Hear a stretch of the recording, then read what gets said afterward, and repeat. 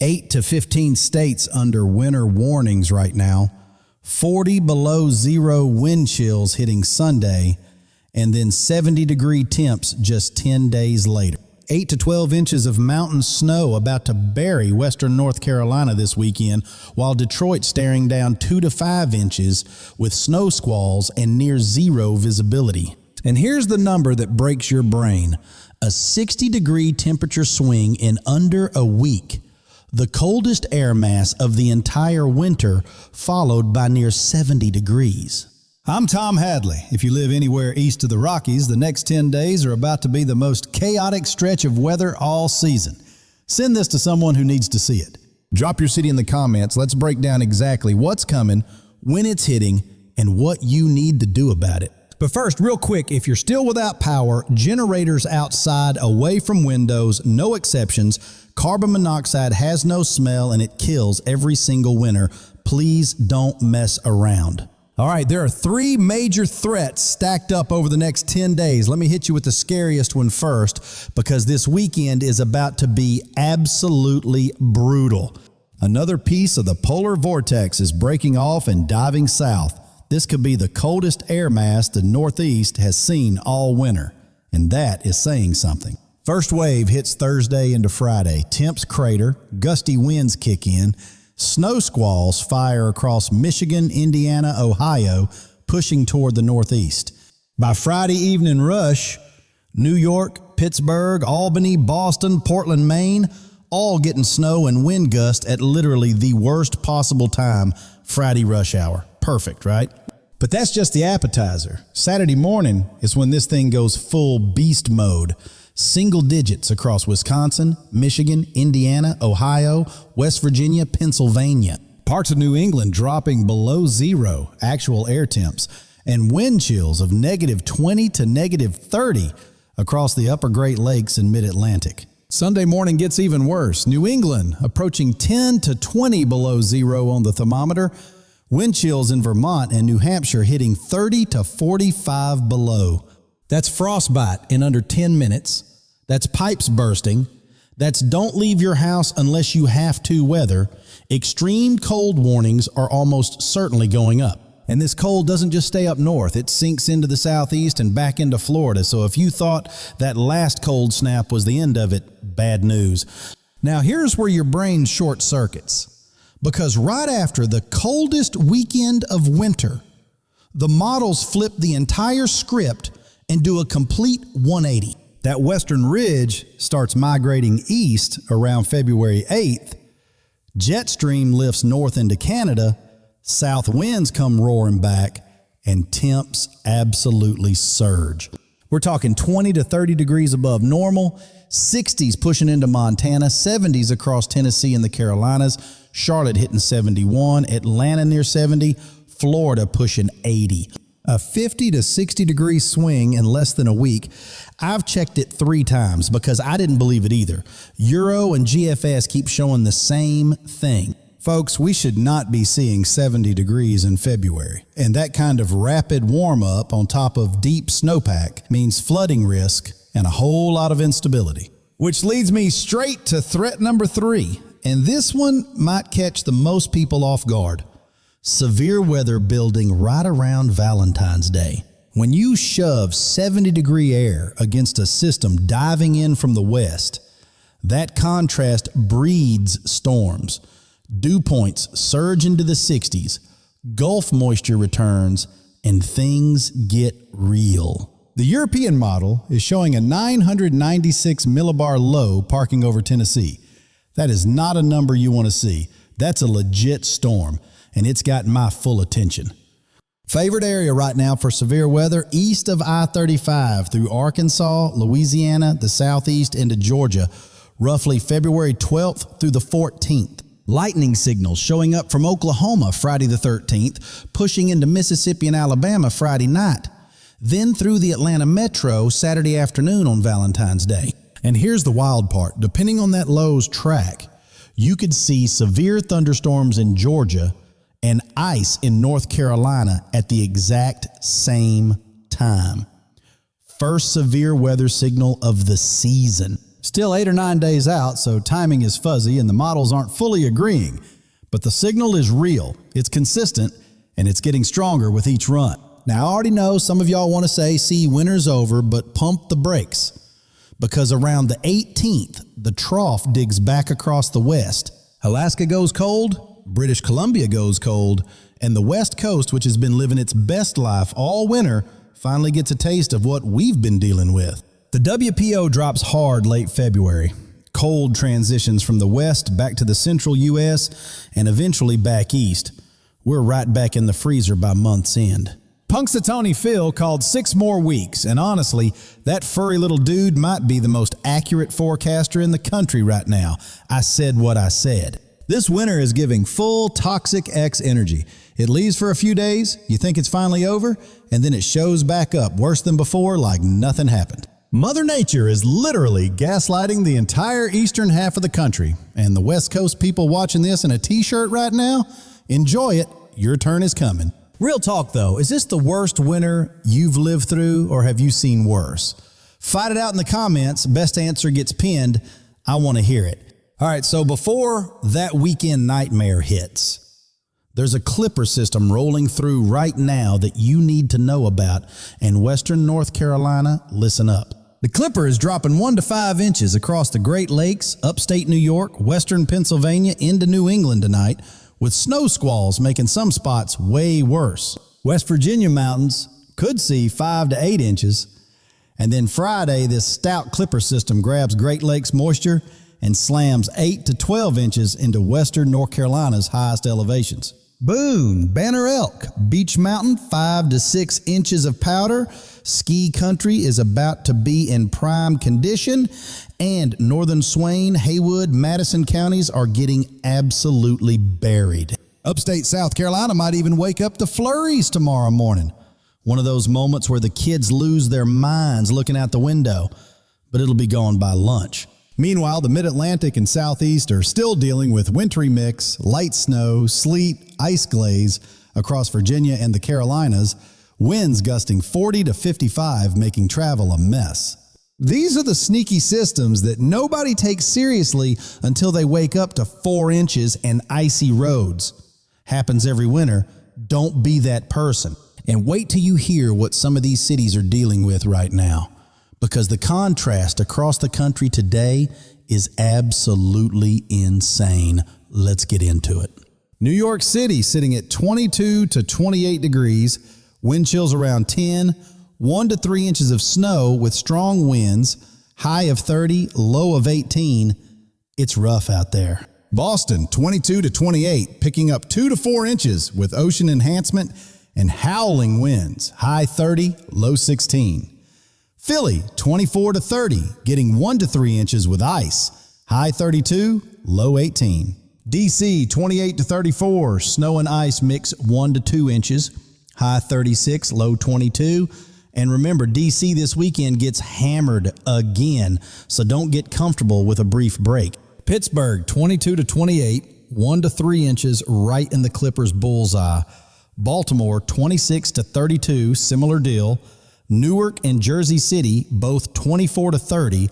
The entire Northeast corridor is getting it. Buffalo, lake effect machine cranking as always. Easy 3 to 5 inches stacking up. And this weekend's Arctic blast is going to supercharge that lake effect to another level. All right, Midwest. And y'all, this is where the Clipper is really showing its teeth tonight. Detroit is ground zero, 18 to 24 degrees, 2 to 5 inches with snow squalls, whiteout conditions possible, high 26, low 12. This is one of the heaviest totals in the region today. Chicago, 18 to 24, 1 to 3 inches plus squalls, wind chills well below zero, high 26, low 12.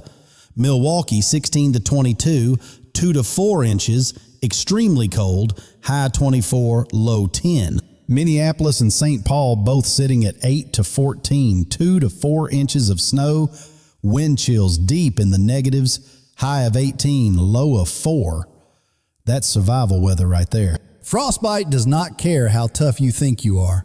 Cover every inch of skin. If you're stepping outside up there, this ain't the day to prove a point to anybody. Ohio Valley getting hammered. Cleveland and Toledo both picking up 2 to 4 inches with squalls. Columbus 2 to 4. Cincinnati 1 to 2 inches of snow and ice. Indy 1 to 3. Louisville and Lexington both around an inch of snow and ice. St. Louis light snow. Kansas City 1 to 2 inches. Omaha 1 to 3. Wichita light snow and icy. The whole middle of the country is locked in. Midwest people, real question. At what temperature do you officially stop going outside? Because some of y'all seem like you'd grill burgers in a blizzard, and honestly, I respect it. All right, the South. And this is where the story gets wild, because you've got ice in the Carolinas and 70-degree weather coming in the same 10-day window. Charlotte, Raleigh, Durham, Greensboro, all sitting 32 to 38 right now with snow and sleet, 1/2 to 1 inch plus ice glaze. Virginia Beach, 30 to 36 with 1 to 2 inches of snow and ice. Nashville, 32 to 38, wintry mix. Memphis, 34 to 40 with ice traces. Atlanta, 34 to 40, wintry mix. And ATL, you could be seeing 70 and possible storms by Valentine's Day. What a whiplash. For those still without power in Tennessee, Mississippi, and the Carolinas, the warm-up next week should help with the melt at least. Hang in there. You've been dealing with way too much. Florida, Miami, 58 to 64, high 72. Tampa and Orlando, both high 68. St. Petersburg, 70. Jacksonville, 42 to 48 with wintry mix, which is straight up bizarre for Florida. Good news is by next week you're pushing 80. Bad news is that warm-up could bring storms. But at least the iguanas should be thawing out. So you're welcome, or I'm sorry, depending on your vibe. Texas, Houston, 48 to 54, high 62. And remember, Houston just had a tornado warning without even a risk day. So the dynamics are clearly there when the warmth comes back. Dallas, Fort Worth, Plano, Arlington, all 40 to 46, no snow, high 54. Austin, 44 to 50. San Antonio, 46 to 52. El Paso, 42 to 48. The Lone Star State is chilly but fine. One thing to watch, 95% of Texas is under some form of drought right now. So when that system ejects in around the 10th, whatever rain comes is desperately needed. OKC and Tulsa both 34 to 40. Quiet now, but the severe weather signal for Valentine's week has my full attention for the Southern Plains. Now, the West Coast, and I say this every time, it is literally a different planet compared to what we're dealing with. Not even remotely fair. LA 58 to 62, high 68, sunny, gorgeous. San Diego 54 to 60, high 64. Long Beach, Anaheim, Irvine, Santa Ana, Riverside, all mid-50s to low 60s. SoCal is thriving. San Francisco, 50 to 54, foggy but dry, high 60. Oakland and San Jose, same deal. Sacramento, Stockton, Fresno, Bakersfield, all mid to upper 50s. Central Valley is quiet and pleasant. Phoenix and Mesa pushing 70 to 72. Tucson, 68. Chandler, same. Las Vegas and Henderson, both 62. The Southwest is out here living like winter doesn't exist. And Tucson and Mesa people who keep asking, you're at 68 to 72 tomorrow? I genuinely cannot with y'all. Go touch grass and live your life while the rest of us question our choices. Seattle, 42 to 48, light rain. Portland, 50. The Cascades are stacking mountain snow, though, which is huge. 90% of the region's water supply depends on that snowpack. Denver, 28 to 34. Mountain snow 1 to 3 inches. High, 38. But check this. Denver's projected to hit the 60s next week. A 30-degree jump. That shows how jacked up this pattern is. Albuquerque, 32 to 38. Light mountain snow. Boise, 40. Billings, 32. Breezy. Rapid City, 30. Dry for now. The interior west is quiet, but that trough around the 18th changes everything. Fargo, 14. Duluth, 12. Green Bay, 20. All frozen solid with wind chills making it feel way worse. Reno, 42. Sunny. And this weekend's blast reinforces the freeze for all of the upper Midwest. Birmingham 42 to 48. Jackson 48. Little Rock 38 to 44. Deep South breathing this week, but mid-month moisture return could get spicy for y'all. Savannah 42 to 48. Charleston, South Carolina, similar. Knoxville and Chattanooga around 36 to 42. Anchorage 12 to 20, light snow. Honolulu 72 to 76, just flexing on all of us as always. West Coast people, I know you're about to comment, yeah, it's 70 and sunny here. Save it. Your turn comes around the 18th, and I will absolutely be here to remind you. And for everyone asking what region I should deep dive tomorrow, storms or cold, what's keeping you up at night? Tell me in the comments, because I'll build tomorrow's video around what y'all want. All right, quick week-by-week outlook so you know what's on deck, because this month is absolutely loaded, and you need to be thinking ahead, not just day to day. This week, Clipper snow, 1 to 5 inches Great Lakes to the northeast, 5 to 8 in the West Virginia mountains. Then Friday, the big mountain snow slams western North Carolina. This weekend, coldest Arctic blast of the season. Wind chills 30 to 45 below in the northeast. Frostbite territory. Cold sinks into the southeast and Florida.